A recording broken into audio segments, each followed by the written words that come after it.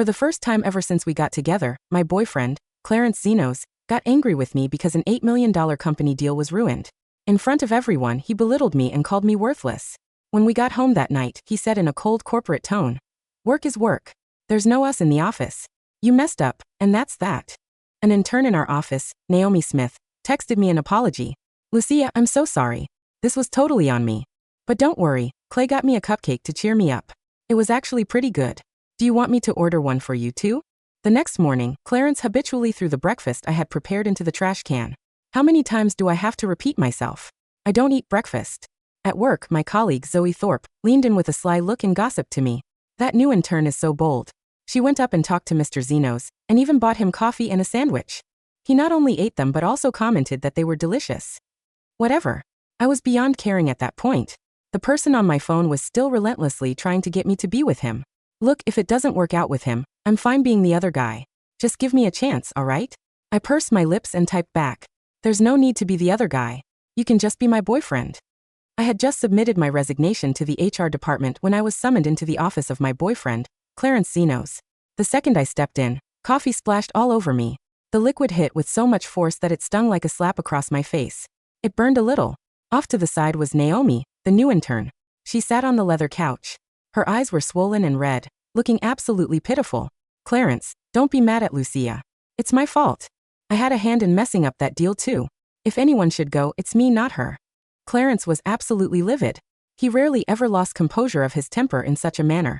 Once again, it was all because of Naomi Smyth. He asked furiously, "Are you seriously threatening to resign and put pressure on Omi? As her supervisor, ruining the deal was your responsibility, to begin with. How could you even have the nerve to pin the blame on her? Do you have any idea what people are saying about her around the office? They're all saying she's the troublesome intern who drove you out. Go out there right now and clear this up with everyone." I thought he was reluctant to let me go because I had been his girlfriend for 7 years. It turned out he was afraid that after I left, the company staff would look down on Naomi and make things difficult for her. Naomi kept sobbing. She pulled out a tissue, blew her nose, and casually tossed the crumpled, snot-stained tissue onto the other end of the sofa. Clarence frowned. He walked over, picked up the tissue, and threw it into the trash can. I froze for a moment. My heart tightened, followed by a growing pain. In the second year of my relationship with Clarence, we had watched a moving film together at home. I cried uncontrollably. My nose ran, and tears and mucus had streamed down my face. He had pushed me out of his embrace with disgust and said, "Sorry, I'm germophobic. Please go clean yourself up." He then proceeded to go to the bathroom and scrubbed himself from head to toe at least 3 times. His expression looked as if he had just touched some kind of plague. I could not help but scoff. So, it turned out that he had been selectively germophobic. I looked at him with a profound gaze and said, "I'm quitting because I don't want to work here anymore. That's it." Clarence did not believe me. "If that's the case, why quit today of all days? It's because you messed up that deal yesterday, isn't it? Lucia, if you try any of your petty tricks on Omi, don't expect me to go easy on you just because of our shared history." I sighed. Arguing with him no longer felt worth the effort. I was totally checked out. He had been there when the deal fell through. We had already negotiated to the end, and the other party had agreed to our cooperation. Then Naomi had burst in and insisted on toasting the CEO of the client company, Robert Lance. Robert had not even tried to hide his displeasure. She continued behaving as if she were completely oblivious. As a fresh intern, she was pushing Robert to have a drink with her. I could not fathom how she had the audacity. Robert became angry. I held her back and put on an apologetic smile to appease Robert. I told her to drink 3 glasses as a penalty for herself. She started crying loudly. "Lucia, why do you have to tear other women down? Why do you always have to push me into doing things I don't want to do?" At that moment, Clarence's expression had been extremely grim. I assumed his anger was over the deal that we had had in the bag, only to watch it fall apart at the last second. But his anger came from the fact that I had made Naomi apologize and drink those 3 penalty glasses. I was truly exhausted. "I'm not trying to start anything, Clarence. Let's just break up." I ignored his dark expression, packed up my things, and left the company. When I got home, I started packing my luggage again. The most annoying part about breakups was all the packing that entailed. It was going to take a while. As I dug through the drawers, my hand froze mid-motion. I pulled out a pair of red stockings that were not mine. The stockings were completely shredded. Clearly, things had grown a little spicy. I threw the stockings into the trash can, took a photo of them, and sent it to Clarence. He tried to explain himself in the messages, but I did not reply. Instead, I dialed another number. "Didn't you say you want to be my boyfriend?" On the other end of the line, Asher Grant screamed with excitement. He offered to come help me move my luggage, but I refused. If Clarence happened to run into him, I was afraid Clarence would beat him up. It was better to avoid unnecessary trouble. I had another apartment on the west side of the city. When the month's bonus came through, I would be able to pay off the remaining loan on that place completely. I would finally have a home of my own. At that thought, my mood lightened considerably. Just then the doorbell rang. I thought it was the mover. But when I opened the door, it was Clarence. I was startled for a moment and wondered if I was seeing things. Last year, when my appendicitis kicked in, I had almost passed out from the pain. I had called him and asked him to come take me to the hospital. His response had been inhumanly cold. "I'm at work, Lucia. You're a grown adult. Can't you even dial 911 yourself?" But just last week, Naomi had accidentally splashed warm water on her leg at the office and let out a yelp of pain. He had immediately scooped her up in front of everyone and drove her to the hospital himself. He never left work early for anyone except Naomi. She was his only exception. I never expected to be the one breaking his rules for once. He glanced at my packed suitcases. His voice carried a faint trace of panic. "What are you doing? You're pulling the breakup card just to make me cave, aren't you? I already explained to you that those stockings were Omi's. She left them here by accident. She got caught in the rain that day, so I had her come up for a cup of tea. Her stockings ripped, so she changed into another pair before she left." I narrowed my eyes and tried to recall the events of that particular day. That was during my business trip 2 weeks prior. I had been overseas for work, and when I landed, it was storming. I asked him to pick me up, but he said that he was working overtime at the office and did not have time, so he told me to take a cab home by myself. When I got home, I saw the unfinished cup of tea on the coffee table. I thought he had specially prepared it for me. It turned out that I had picked up someone else's leftover drink. Perhaps because he also thought of this incident. His expression turned somewhat awkward. "Don't read too much into it." I shook my head and remained calm as I responded. "I'm not reading into anything. It doesn't even matter anymore." His expression grew confused, and he stared at me for a long while. After a long moment, his voice turned somewhat hoarse as he asked hesitantly, "Why aren't you upset anymore?" So he had known all along that I had been upset. But he had acted clueless about it all. Instead, he had always snapped at me, saying that I was petty, and that people who always assumed the worst in others were usually projecting. I was just about to tell him that I was moving out, when his phone rang. Naomi was sobbing on the other end of the line, saying that someone had bullied her. He glared at me furiously and sneered. "So this is what you've been setting up all along. Lucia, you're something else." Before I could even figure out what was happening, he grabbed my wrist forcefully and pulled me into the car. I could smell Lady's perfume inside the car. It was similar to the fragrance Naomi wore. A Labubu doll hung from the rearview mirror, which matched Naomi's WhatsApp profile picture. I had not set foot in his car once ever since I started working at his company. He claimed that he did not want office gossip, so he never even let anyone know we were together. The space I had been barred from had long been occupied by someone else. I no longer felt that pang of hurt. I just felt a dull sense of inevitability, like I had always known that day would come. The moment we pulled up to the office, he grabbed me and hauled me out of the car. My ankle buckled as my heel twisted, and I fell to the floor. He pretended not to notice and sneered at me. "What's with the act?" Then he grabbed the back of my collar and dragged me into the office like trash, hauling me all the way to my old desk. By then, my wrists and knees were already raw and bleeding from the scrapes. I lay there on the floor, curled up like a beaten dog. He pulled Naomi protectively into his arms and warned the staff. "I don't care who instigated the bullying of an intern. But last I checked, Lucia doesn't run this company. If you want to keep your job, you'd better show some respect." Zoe's face turned pale. She stood frozen in place. On the way over to the company, Zoe had already sent me a text message. After I left, Naomi was assigned to work under her. What could a lazy and slacking intern possibly accomplish? She even messed up the ordering of a meal for a client.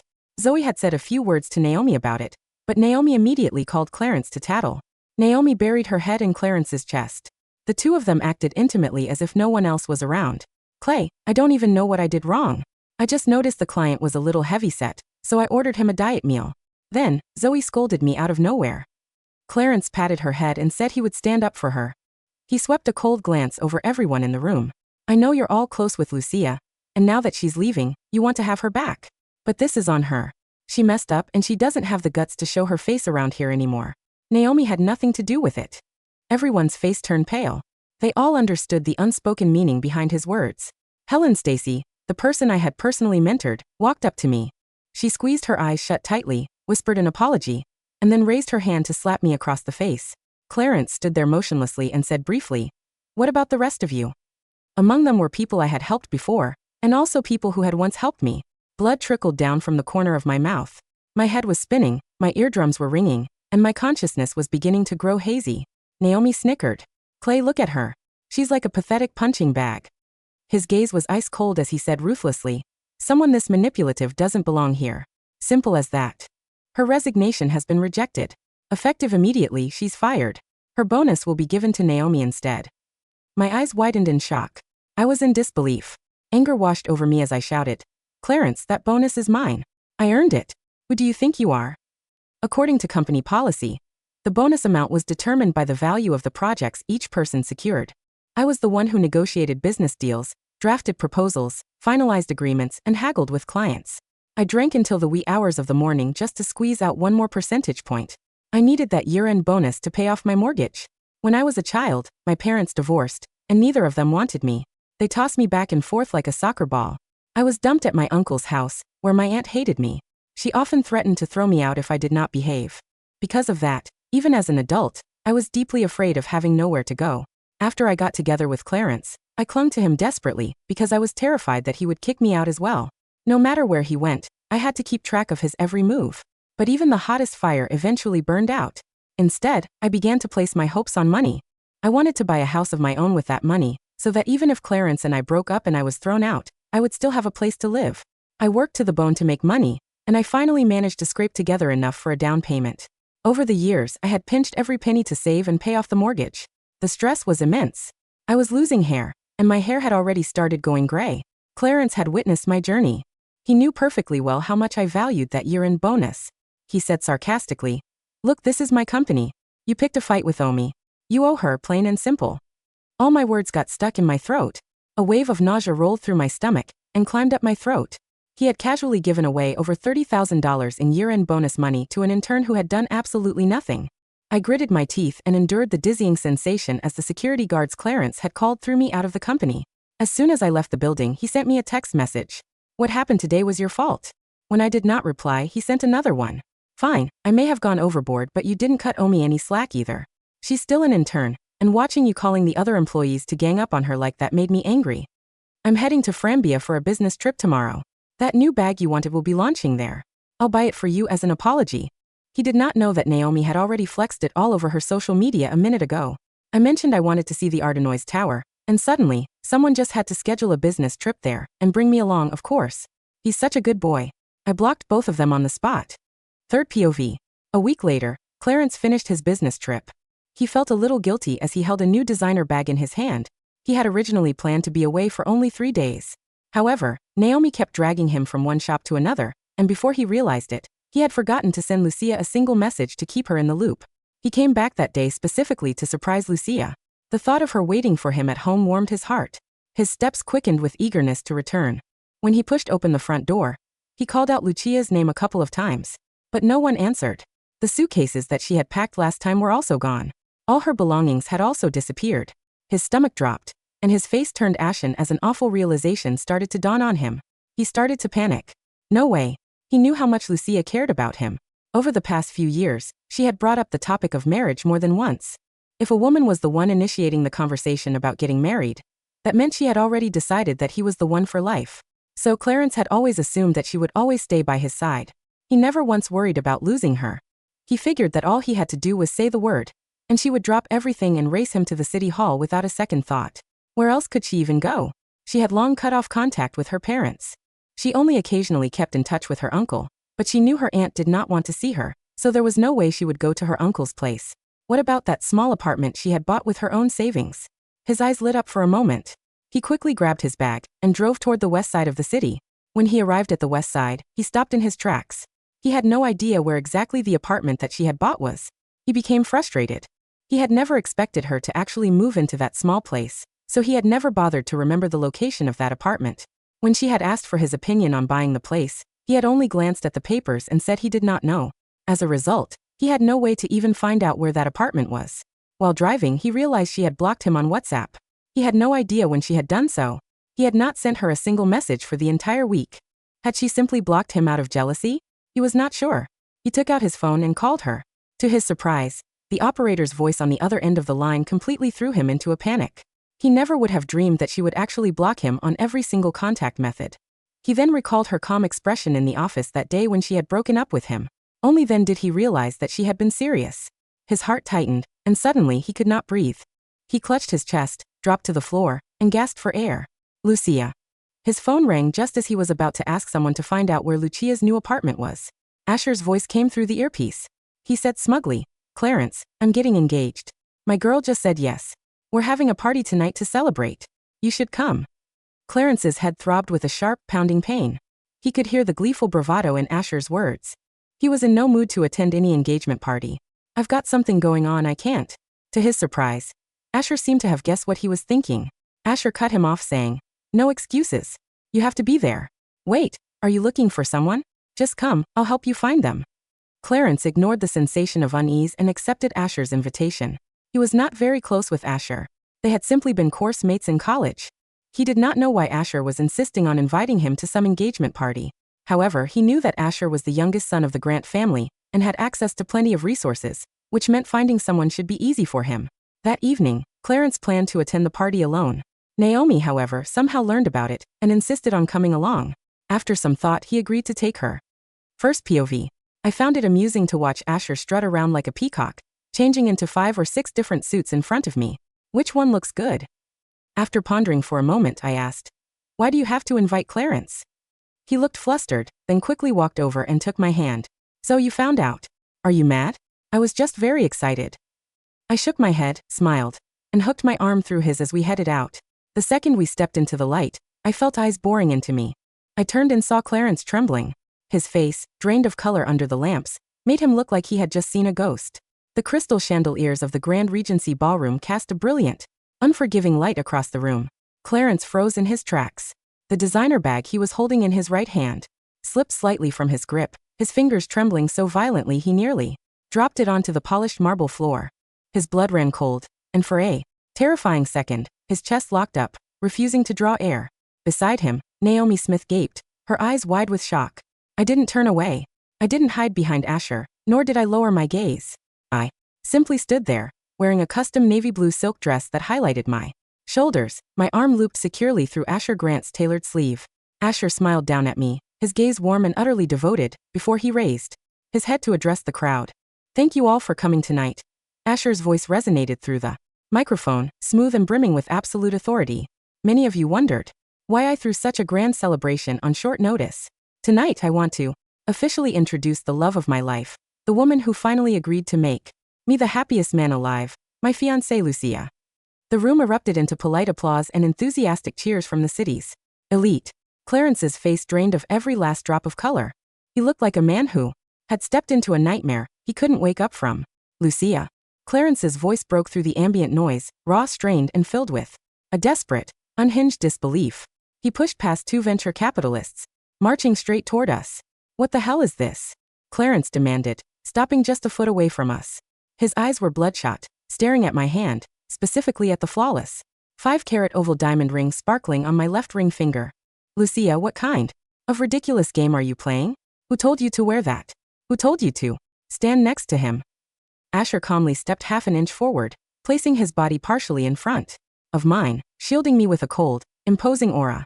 "Mr. Xenos," Asher said coldly, his tone devoid of any former college camaraderie. "Mind your manners. You're speaking to my fiancée." "Fiancée?" Clarence let out a harsh, hysterical laugh, pointing a shaking finger at me. "She was living in my house a week ago. She's been my girlfriend for 7 years. Asher, I don't know what kind of cheap trick you pulled to get her to act in this little play with you, but it ends tonight." He reached out, his hand darting forward to grab my wrist just as he had done dozens of times at the office. Before his fingers could even touch the hem of my sleeve, Asher caught Clarence's wrist in a vice-like grip. Snap! The force of Asher's hold made Clarence wince in pain. "Touch her again," Asher warned softly, his eyes flashing with a dangerous, lethal dark promise, "and I'll ensure Xenos Enterprises doesn't survive until the next market open." "Clay," Naomi squeaked, rushing over in her towering heels and grabbing Clarence's arm. She glared at me, her voice dripping with artificial outrage. "Lucia, how could you be so cruel? Clay has been looking for you all week. Was so worried about you that he couldn't even sleep. And here you are jumping into another rich man's arms just to get revenge on him." I looked at Naomi. For the first time, I didn't feel an ounce of frustration or anger toward her. She was wearing a pink bandage-style cocktail dress that looked wildly out of place at a black tie gala, her heavy makeup failing to mask the shallow ambition in her eyes. Naomi, I said calmly, my voice steady and clear enough for nearby guests to hear. I don't need to play games to get revenge. I simply moved on to a man who treats me like a human being, rather than a punching bag. You, Naomi gasped, her face flushing bright red.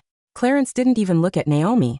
He brushed her hand off his arm with sheer irritation, his wild, frantic gaze locked entirely on me.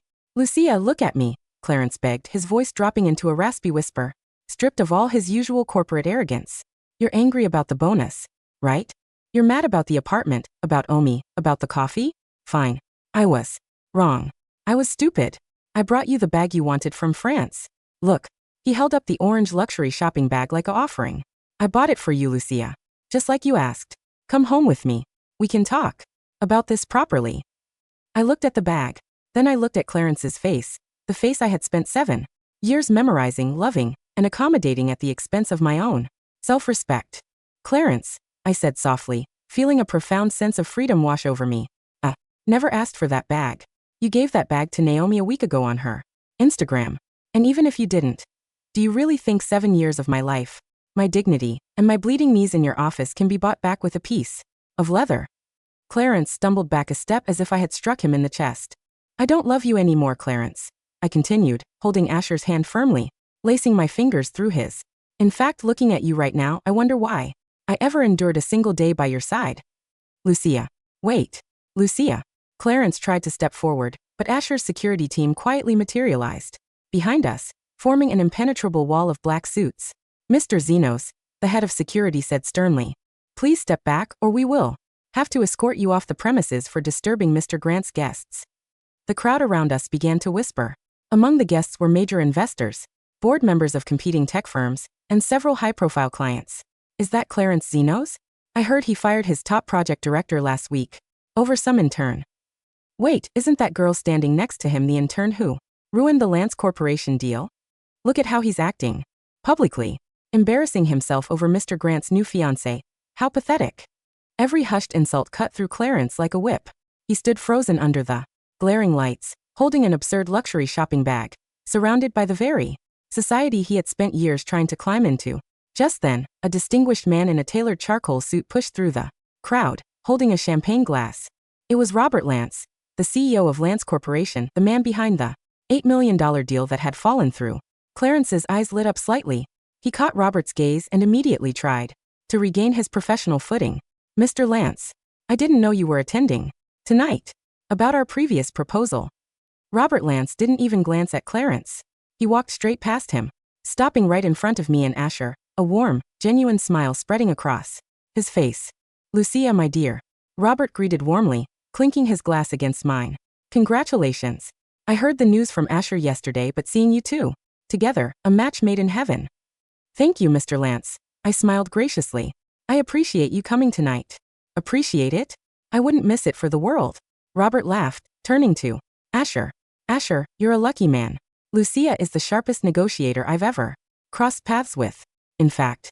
Robert turned around, finally acknowledging Clarence with a cool, distant gaze. Mr. Xenos, Robert said smoothly. I believe your company sent me an updated contract yesterday evening signed by your new director, Ms. Smyth. Clarence swallowed hard, shooting a nervous glance at Naomi. Yes, Mr. Lance. We restructured the terms to show our sincerity. Save your breath. Robert cut him off cleanly. I rejected it this morning. The only reason Lance Corporation ever entertained a partnership with Xenos Enterprises was because of Lucia's flawless project risk analysis and her unyielding professional integrity. Without her steering the ship, your firm is nothing more than an incompetent disaster waiting to happen. Naomi gasped, her face turning pale. Mr. Lance, I worked really hard on that proposal. Robert gave Naomi a look of utter disdain. Young lady, barging into an executive meeting, pouring whiskey down my sleeve, and crying when held accountable is not working hard. It's gross unprofessionalism. Robert turned back to me and Asher, ignoring the frozen duo entirely. Asher, let's head to the VIP lounge. I want to discuss transferring the entire logistics account over to Grant International under Lucia's oversight. Right this way, Robert, Asher smiled, placing a tender hand on the small of my back as we turned our backs on Clarence.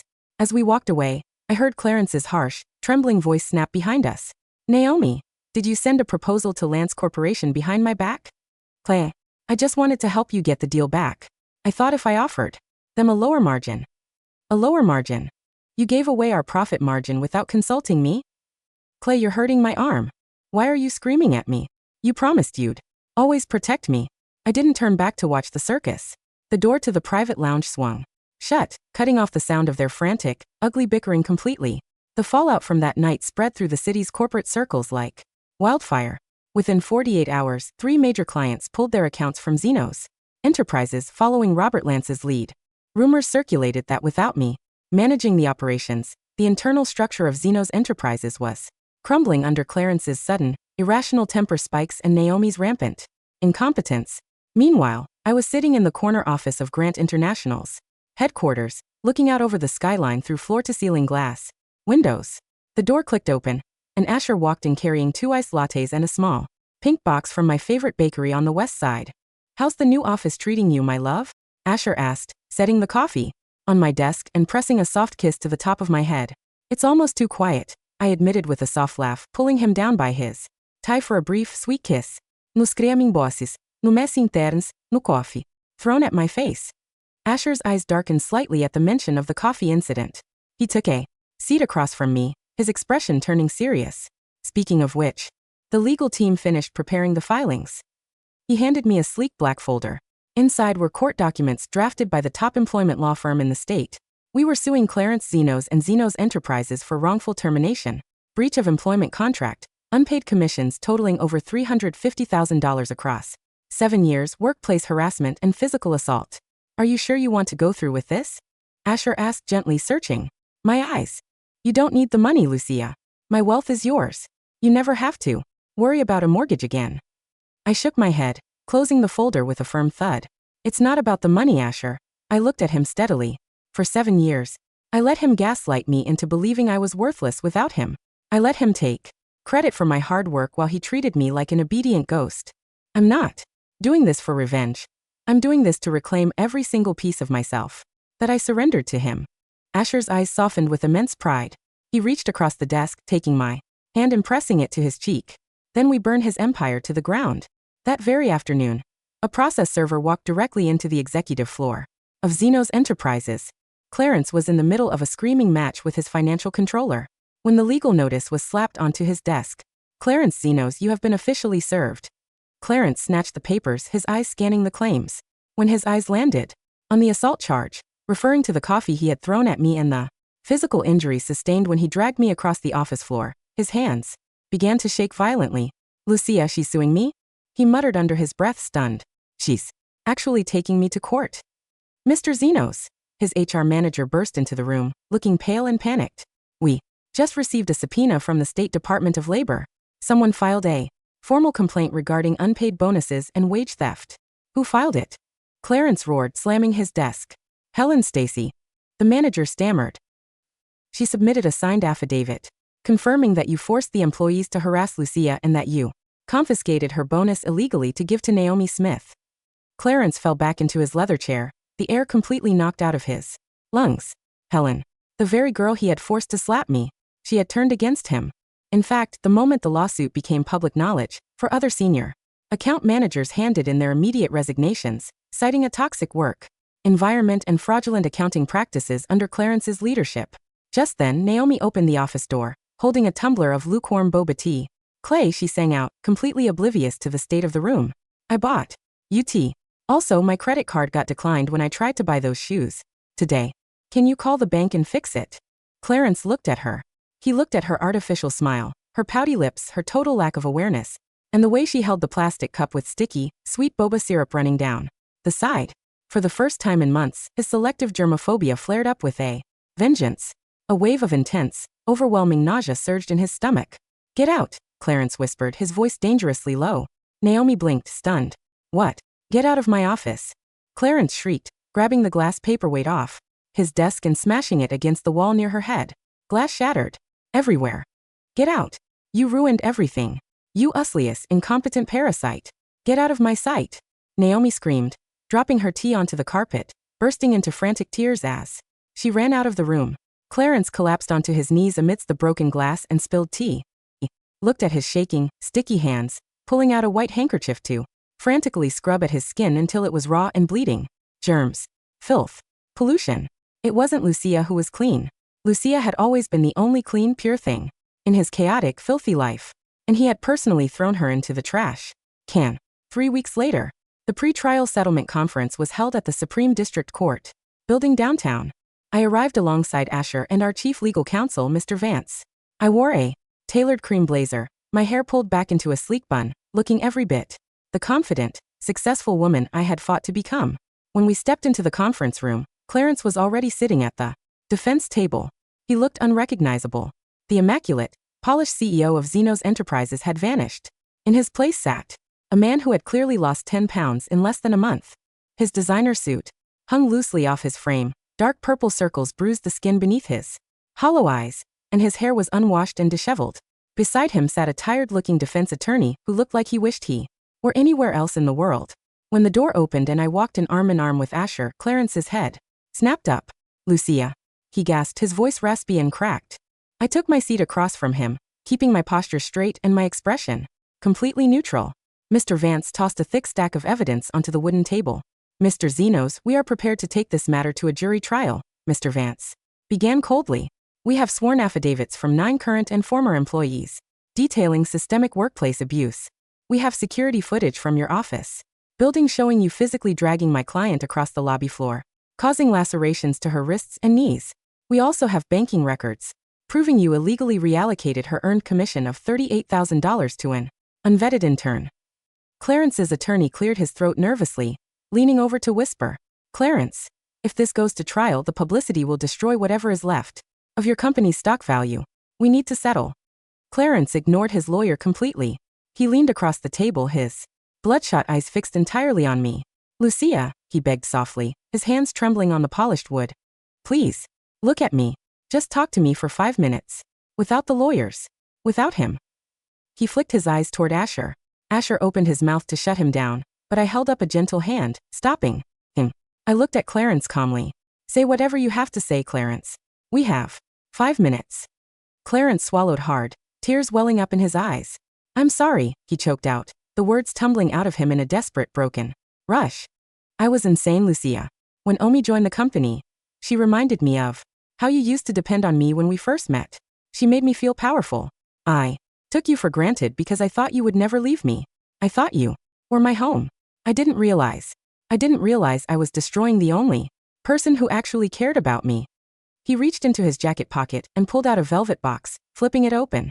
Inside sat a stunning vintage diamond ring, the exact ring I had pointed out in a magazine 3 years ago when I asked him if we would ever get married. "I bought it 2 years ago, Lucia," Clarence cried openly now, tears streaming down his gaunt cheeks. "I was saving it for the day we bought our house. I fired Naomi last week. I kicked her out of the city. I cleaned the apartment top to bottom. I threw away everything she touched. The coffee cups, the couch, the bed. I replaced it all. Please, Lucia, come back. We can start over. I'll give you 50% of the company shares. I'll put your name on everything." The room fell into a heavy silence. Asher sat beside me, silent, trusting me completely, holding my hand under the table with steady, warm strength. I looked at the diamond ring. Then I looked at the broken man kneeling emotionally before me.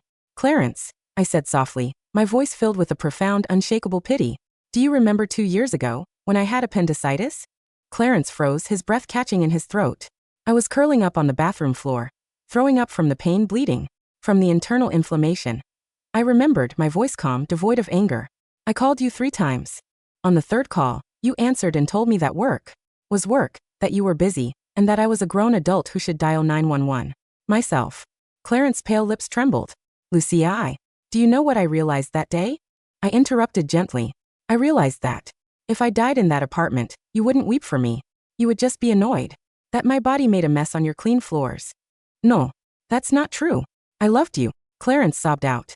"No, you didn't," I shook my head.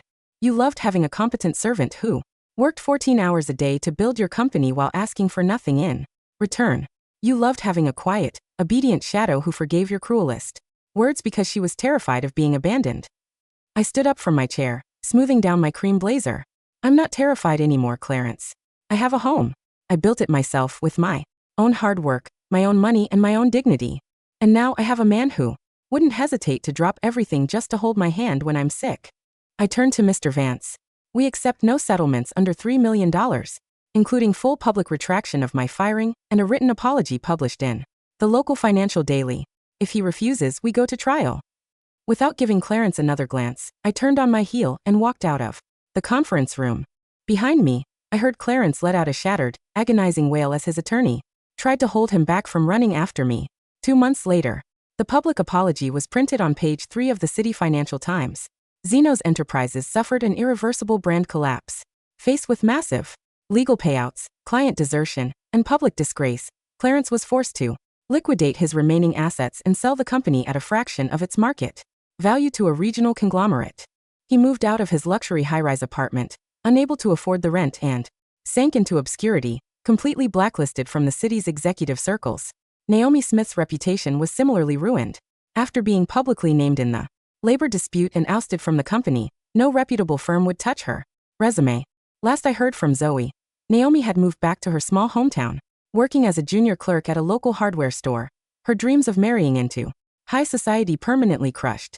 As for me, the morning sun filtered brightly through the sheer lace curtains of my sunroom. On the west side of the city, the apartment was fully paid off. The bank deed sat framed on my wooden desk, a tangible proof of my independence, earned dollar by dollar, tear by tear. Breakfast is ready, my love. Asher's warm voice sounded from the kitchen. I walked out to the dining table. Spread across the tabletop was a lavish spread, fresh avocado toast smoked, salmon, poached eggs, freshly squeezed orange juice, and a cup of piping hot black coffee. Asher was wearing an apron over his crisp white work shirt, setting down a small plate of warm, freshly baked cinnamon rolls. I couldn't help but laugh, walking over and wrapping my arms around his waist. From behind, leaning my cheek against his sturdy back. Mr. Grant, I teased playfully. How many times do I have to repeat myself? I don't eat heavy breakfasts. Asher spun around in my arms, catching me by the waist and pulling me flush against his chest, a mischievous, wicked grin spreading across his handsome face. Is that so, Miss Lucia? Asher murmured, leaning down to nuzzle the sensitive spot behind my ear, making me shiver with delight. Then I guess I'll just have to feed you myself, mouth to mouth. I laughed, turning my face up to catch his lips in a deep, sweet, intoxicating quiche. There was no cold corporate tone. There were no selective germophobic rejections. There was no hiding in the shadows. Just a bright, warm morning, a home of my own, and a man who loved me out in the open under the full, brilliant light of day.